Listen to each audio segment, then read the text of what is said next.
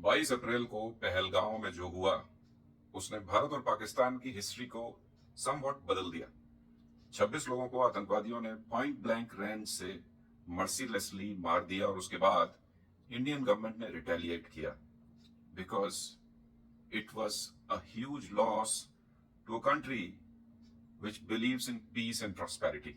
और कहीं ना कहीं कल यानी कि 10 तारीख को 10 मई को भारत और पाकिस्तान के बीच में सीज फायर अनाउंस किया गया और उसका मीडिएशन किया यूनाइटेड स्टेट्स ऑफ अमेरिका ने। उनके secretary of state mister Rubio ने और डोनाल्ड ट्रंप साहब ने ट्रूथ सोशल पर एक पोस्ट डालकर यह बताया कि भारत और Pakistan have agreed for cease fire. अब जब ये सीज फायर हुआ उसके बाद से बहुत सारे लोगों के मन में सवाल उठ रहा है कि सारी एक्सरसाइज से भारत ने क्या हासिल किया। तो आज की वीडियो में हम इसी सवाल के जवाब जानने की कोशिश करेंगे। Let's begin. 22 अप्रैल की घटना के बाद इंडियन गवर्नमेंट ने 7 मई को ऑपरेशन सिंदूर लॉन्च किया और उसके पीछे कहानी जो थी वो ये थी कि हमारी माँ और बहनों ने अपने परिवार के मेल मेंबर्स को पहलगांव में खोया था और उन्होंने अपने सुहाग उजड़ते हुए देखे थे और सुहाग की निशानी होती है सिंदूर, इसलिए इस ऑपरेशन का नाम रखा गया operation Sindoor. What a fitting name and what a fitting response Indian government gave to the Pakistani counterparts। Bharat ने 7 मई को पाकिस्तान में 9 जगह टेररिस्ट स्टैब्लिशमेंट्स के ऊपर अटैक किया और उन्हें डिस्ट्रॉय कर दिया। उसके बाद पाकिस्तान ने रिटेलिएट किया, इंडिया ने दोबारा अटैक किया, पाकिस्तान ने फिर रिटेलिएट किया, इंडिया ने दोबारा अटैक किया और फाइनली स्थिति सीज फायर तक पहुंच गई। ऑल्दो 10 मई को सीज फायर अनाउंस होने के बाद इवनिंग में सीज फायर वायलेशन भी हुआ और उसको लेकर अभी भी कहीं ना कहीं एक असमंजस की स्थिति है। But finally we reach the ceasefire और सीज फायर अनाउंस होने के बाद बहुत सारे इंडियंस ने सवाल उठाना शुरू कर दिया कि क्या हमें सीज फायर करना चाहिए था या हमें पाकिस्तान को पूरी तरह से कुचल देना चाहिए था। सवाल बहुत अच्छा है लेकिन इसके जवाब जानने के लिए हमें कुछ डेटा को इंस्पेक्ट करना पड़ेगा। मैं उस डेटा की तरफ आपको ले चलता हूं। Look friends, right now India is world's 5th largest economy और ये एक्सपेक्टेशन है कि बहुत कम समय में हम लोग दुनिया की तीसरी सबसे बड़ी इकोनॉमी बन जाएंगे, अमेरिका और चाइना के बाद। लेकिन ये तभी हो पाएगा जब हम अपने ग्रोथ के पाथ पे लगातार आगे बढ़ते रहेंगे। And I tell you, war, although we need to fight when it is necessary, we need to respond to nations when we are provoked, we need to retaliate. That's fine, I completely agree with that, nothing denying it. But अगर आप long term prosperity की तरफ चलना चाहते हैं तो कहीं ना कहीं आपको बड़ा मेजर्ड रिस्पॉन्स रखनी पड़ती है अपने सारे एक्शंस में और इंडियन गवर्नमेंट ने एग्जैक्टली वही किया है। पहलगांव में जो हुआ उसके बाद रिटेलिएशन हुआ। 7 मई को टेररिस्ट कैंप्स को डिस्ट्रॉय किया गया और उसके बाद पाकिस्तान ने जब रिस्पॉन्ड किया तो उसका फर्दर रिटेलिएशन हुआ, फर्दर जवाब दिया गया। फाइनली जब दोनों कंट्रीज ने या दोनों कंट्रीज को जब यूएस ने अप्रोच किया तो दोनों कंट्रीज इस बात पे एग्री हो गए कि चलिए सीज फायर करते हैं, इस खून खराबे को रोकते हैं। एंड कहीं ना कहीं ये सारे एक्सरसाइज में आई टेल यू इंडिया ने एक बहुत ही वैलिड स्टांस लिया। वैलिड स्टांस इसलिए लिया, सबसे पहली बात तो जो हमारा इंडस रिवर ट्रीटी थी उस ट्रीटी को भारत ने ख़त्म कर दिया था, वो स्टांस बरकरार है। दूसरी बात, इंडियन गवर्नमेंट ने ये कहा कि भाई अगर कोई भी एक्ट ऑफ टेररिज्म हमारे कंट्री में होता है supported by Pakistan, that will be treated as act of war, यानी कि कोई भी आतंकवाद की घटना होती है तो हम उसे वॉर प्रोवोकेशन के तौर पे लेंगे और हम उसका माकूल जवाब देंगे। नंबर 3, हमने जो ऑब्जेक्टिव्स डिसाइड किए थे कि हमारे यहाँ खून खराबा हुआ, हमें उसका बदला लेना है, हमने 100 टेररिस्ट को किल किया। That is as per the government data. सरकार ने बताया कि 100 से ज़्यादा टेररिस्ट 9 डिफरेंट मिसाइल अटैक्स में मारे गए, तो हमने अपना बदला लिया। अब ये सारा काम होने के बाद लंबे समय तक वॉर में एंगेज रहने का मतलब ये है कि कहीं ना कहीं आप अपनी इकोनॉमिक ग्रोथ को कॉम्प्रोमाइज करेंगे और इकोनॉमिक ग्रोथ को कॉम्प्रोमाइज करना हमारे लिए अच्छा नहीं है। हमारे लिए क्या, दुनिया में किसी भी देश के लिए अच्छा नहीं है। मैं डेटा की बात आपसे कर रहा था, मैं डेटा के माध्यम से आपको ये समझाने का प्रयास करूंगा। देखिए, आप इस स्लाइड में देख सकते हैं कि पाकिस्तान की जीडीपी का साइज है 375 बिलियन, जबकि भारत की जीडीपी का साइज है 3889 बिलियन। उसका मतलब होता है लगभग 3.88 ट्रिलियन।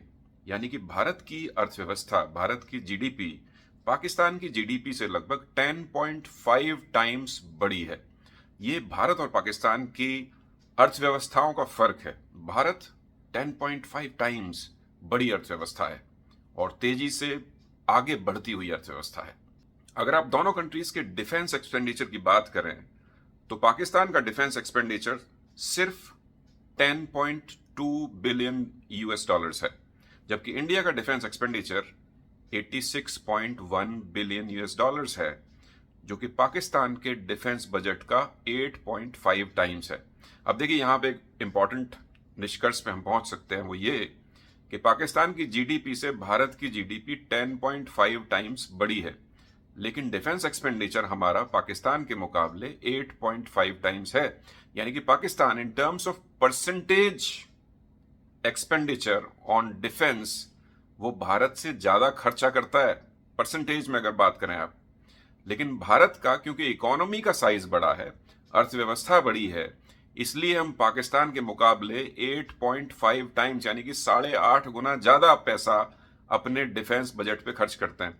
और उस डिफेंस बजट पे जो पैसा खर्च होता है उसी से S-400 आता है, उसी से रफायल आता है, उसी से इजराइल के ड्रोन्स आते हैं, सारी इलेक्ट्रॉनिक वॉरफेयर की व्यवस्थाएं उसी से बनती हैं। हमारे भारत में बहुत सारी कंपनीज जो डिफेंस इक्विपमेंट मैन्युफैक्चर करती हैं वो भी कहीं ना कहीं हमारी मेक इन इंडिया यानी और उससे जुड़ी हुई जो चीजें हैं उस सब से कनेक्टेड है। हमारी अर्थव्यवस्था से सब कुछ जुड़ा हुआ है। हमारी डिफेंस इसलिए स्ट्रांग है बिकॉज हमारी इकोनॉमी स्ट्रांग है। अब इस बात को फर्दर एलोबरेट करता हूं मैं आपके सामने। देखिए, दुनिया की सबसे बड़ी जीडीपीज की अगर हम बात करें तो यूनाइटेड स्टेट्स ऑफ अमेरिका दुनिया की सबसे बड़ी जीडीपी है और उसका साइज है लगभग 30.5 ट्रिलियन। और अमेरिका अपना डिफेंस पे लगभग 895 बिलियन यूएस डॉलर्स खर्च करता है। उसका डिफेंस बजट दुनिया में सबसे बड़ा है। अब हम आते हैं चाइना पे, जो कि दुनिया की दूसरी सबसे बड़ी अर्थव्यवस्था है और चाइना की अर्थव्यवस्था का साइज है 19.23 ट्रिलियन और उनका डिफेंस बजट है 266 बिलियन। अब परसेंटेज टर्म्स में आप देखेंगे तो आपको ये पता चलेगा कि जो छोटे कंट्रीज हैं उनका percentage of budget on defence is more as compare to bigger economies. लेकिन उसके बाद भी बड़ी अर्थव्यवस्थाओं का टोटल बजट डिफेंस के ऊपर छोटी अर्थव्यवस्थाओं से कहीं ज्यादा है।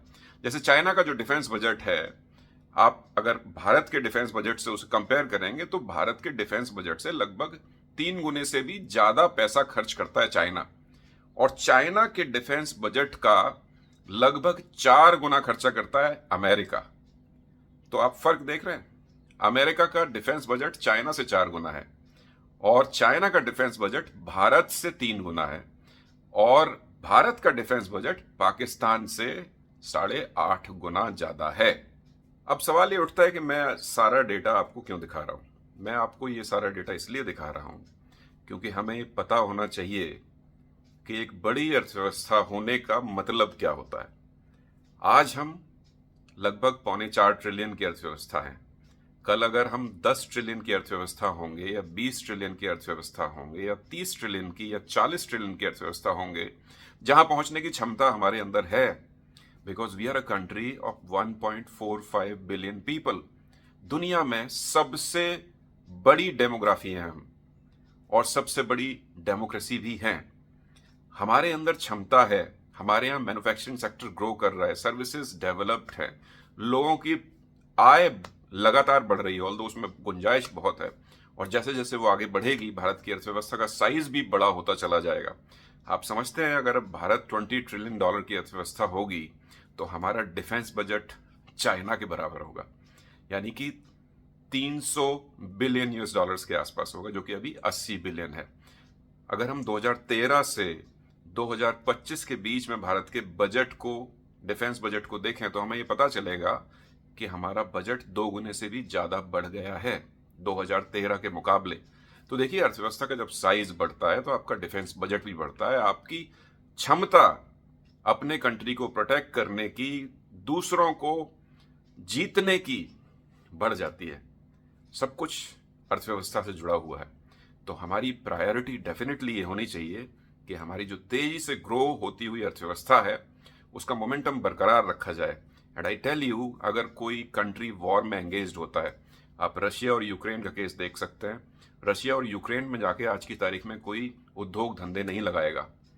तो जो कंट्रीज युद्ध में एंगेज्ड होते हैं वहां पे इन्वेस्टमेंट नहीं जाती है। तो इंडिया ने अपना बदला पूरा किया है, डेफिनेटली किया है। We are proud of our nation. हमें हमेशा इस तरह से रिस्पॉन्ड करना चाहिए, स्विफ्टली और मेजर्ड और टारगेटेड अप्रोच हमारी होनी चाहिए। लेकिन अर्थव्यवस्था कहीं ना कहीं बहुत इंपॉर्टेंट है और वॉर की कॉस्ट पे हमें इकोनॉमी को दाव पे नहीं लगाना चाहिए, क्योंकि जब हमारी अर्थव्यवस्था बड़ी होगी तो आने वाले समय में हमारा डिफेंस बजट भी बड़ा होगा।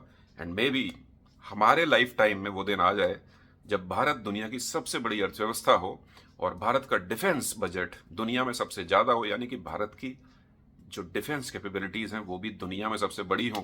तभी हम सही मायनों में ये कह पाएंगे कि भारत पूरी दुनिया की टॉप इकोनॉमी और टॉप मिलिट्री पावर है, भारत विश्व गुरु है।